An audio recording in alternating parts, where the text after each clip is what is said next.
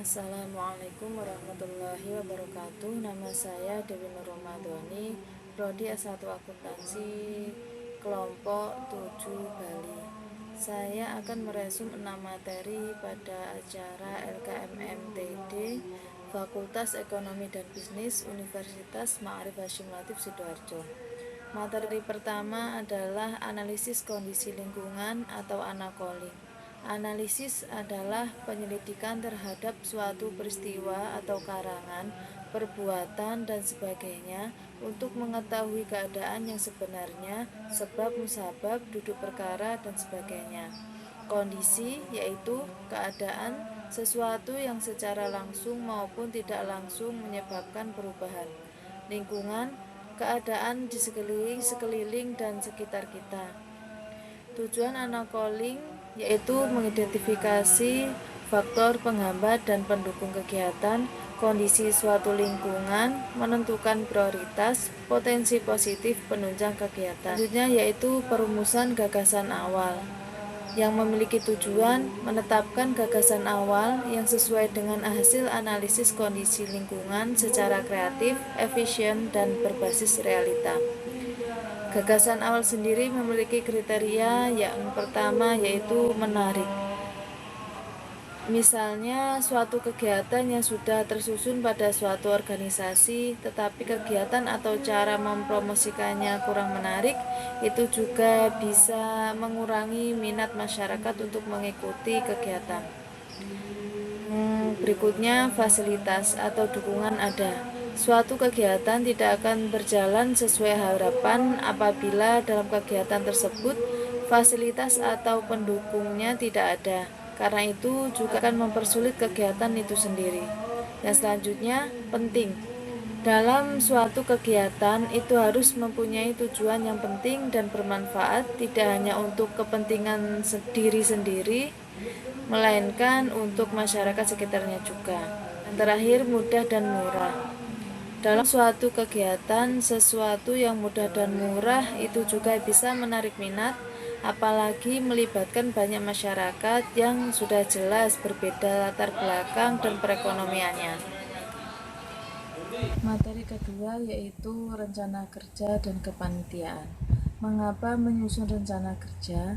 Kegunaan rencana kerja yang utama adalah sebagai alat perencanaan dan manajemen yang berujung pada perolehan kerangka kerja atau framework untuk perencanaan kerja sekaligus sebagai pengarah dalam melaksanakan suatu pekerjaan. Rencana kerja yang disusun organisasi memberikan keuntungan dalam mengukur sejauh mana kemajuan atau keberhasilan telah dicapai, mendistribusikan pekerjaan pada unit-unit yang ada sekaligus pengkoordinasiannya, dan mendorong orang-orang atau unit-unit yang ada dalam organisasi untuk bekerja makin baik. Rencana kerja hampir serupa dengan proposal. Perbedaannya adalah rencana kerja didasarkan pada suatu proyek atau kegiatan yang akan dilakukan berdasar identifikasi tujuan dan dilaksanakan dalam segmentasi waktu dan kegiatan sesuai proyek atau program itu sendiri. Rencana kerja berawal dari identifikasi permasalahan yang harus diselesaikan. Oleh karenanya, tujuan-tujuan dalam rencana kerja harus finite, tepat, dan dapat diverifikasi. Asumsi yang salah tentang rencana kerja. Rencana kerja seringkali dianggap sebagai sesuatu yang hanya berhubungan dengan anggaran dan jadwal. Ini adalah asumsi yang salah. Rencana kerja tidak sekedar terfokus pada anggaran dan waktu pelaksanaan, tetapi lebih luas dari itu. Rencana kerja yang baik akan berimplikasi luas dalam manajemen suatu kegiatan atau proyek. Materi 3 yaitu administrasi dan kesekretariatan. Kesekretariatan dapat diartikan sebagai keseluruhan rangkaian kegiatan penataan terhadap pekerjaan perkantoran atau surat menyurat dan tugas-tugas bantuan lainnya dalam rangka menunjang kelancaran pencapaian tujuan organisasi. Kesekretariatan adalah sebagai berikut: mengadakan pencatatan atau recording semua kegiatan manajemen sebagai alat pelaksanaan pusat ketatausahaan, pengendalian informasi internal dan eksternal organisasi, sebagai alat komunikasi organisasi, sebagai alat pelaksanaan pemegang rahasia organisasi, teknologi transformer informasi, serta sebagai pusat dokumentasi atau master file. Elemen kesekretariatan, yaitu sumber daya manusia atau pengurus, sekretariat, perlengkapan dan peralatan kesekretariatan, identitas organisasi. Elemen kesekretariatan, yaitu sumber daya manusia atau pengurus. Sebuah sistem tidak mungkin bisa dijalankan tanpa ada manusia yang menjalankannya, termasuk kesekretariatan ini. Sebuah organisasi sebaiknya memiliki divisi atau biro tersendiri dalam SDM-nya khusus mengelola sistem kesekretariatan. Biro ini biasanya bersifat internal karena bertugas mendukung kinerja intern organisasi. Yang kedua yaitu sekretariat. Sebuah organisasi pun harus memiliki tempat tersendiri sebagai base camp yang berfungsi sebagai pusat administrasi serta tempat silaturahim, bekerja dan berkoordinasi antar pengurus. Yang ketiga, peralatan dan perlengkapan kesekretariatan. Bagaikan seorang pelajar sudah tentu pasti memiliki pulpen sebagai peralatan standarnya. Maka begitupun dengan kesekretariatan yang pasti memiliki peralatan dan perlengkapan standar minimum untuk bisa menjalankan fungsinya. Yang keempat, identitas organisasi. Identitas organisasi menjadi elemen penyokong eksistensi organisasi.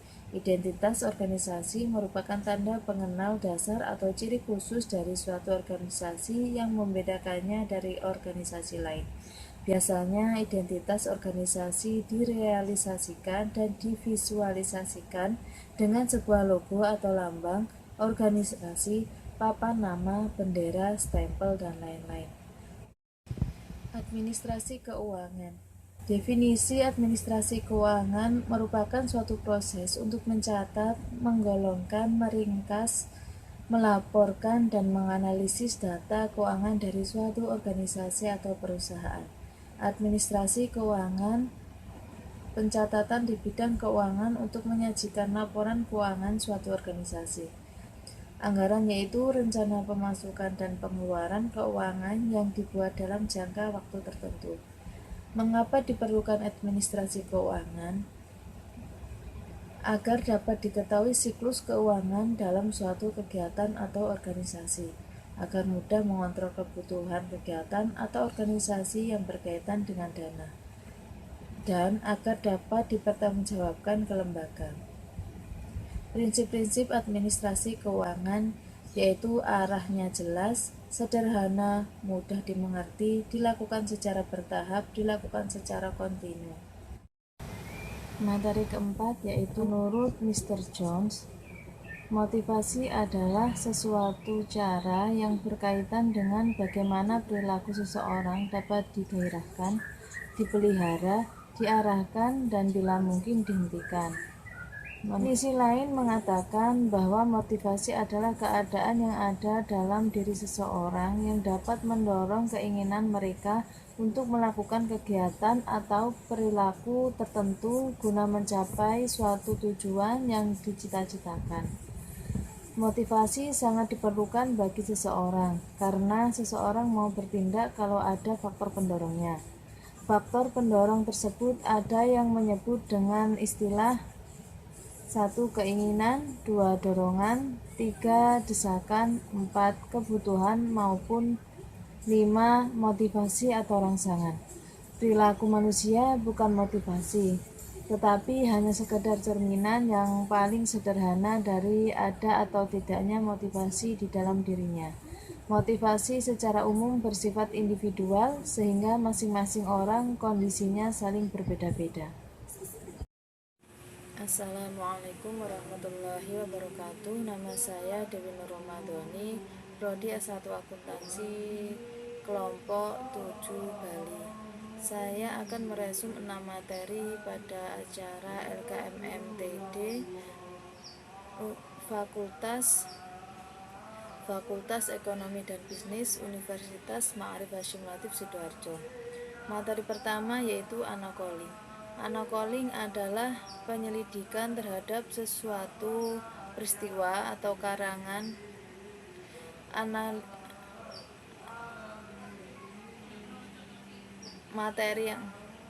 Materi pertama adalah analisis kondisi lingkungan atau uncalling.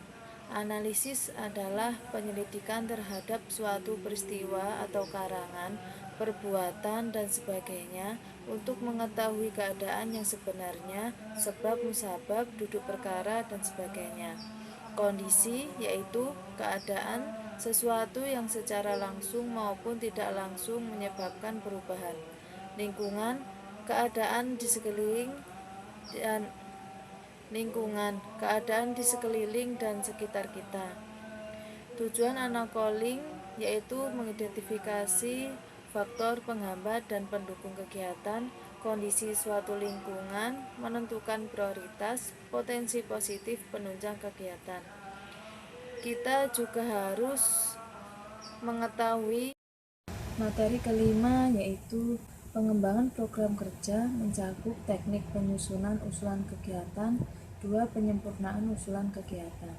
Aspek yang mempengaruhi dalam merumuskan usulan kegiatan yaitu kondisi lingkungan organisasi, kepekaan diri, wawasan diri, motivasi diri, visi dan misi, analisis SWOT, kepentingan diri dan organisasi, ketersediaan sumber daya manusia dan sumber lainnya, dan lain-lain.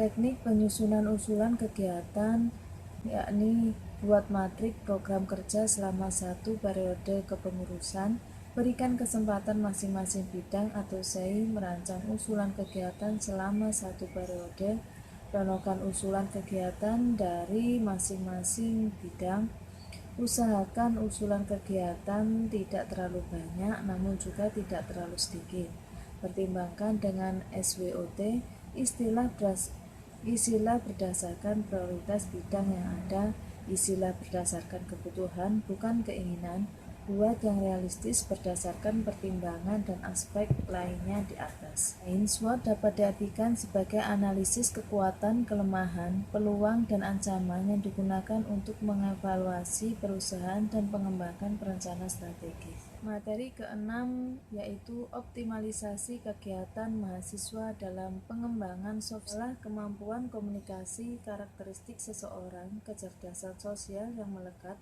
serta kemampuan beradaptasi dengan baik di dalam kehidupan sosial. Sedangkan hard skill adalah suatu kemampuan yang bisa dipelajari serta ditingkatkan melalui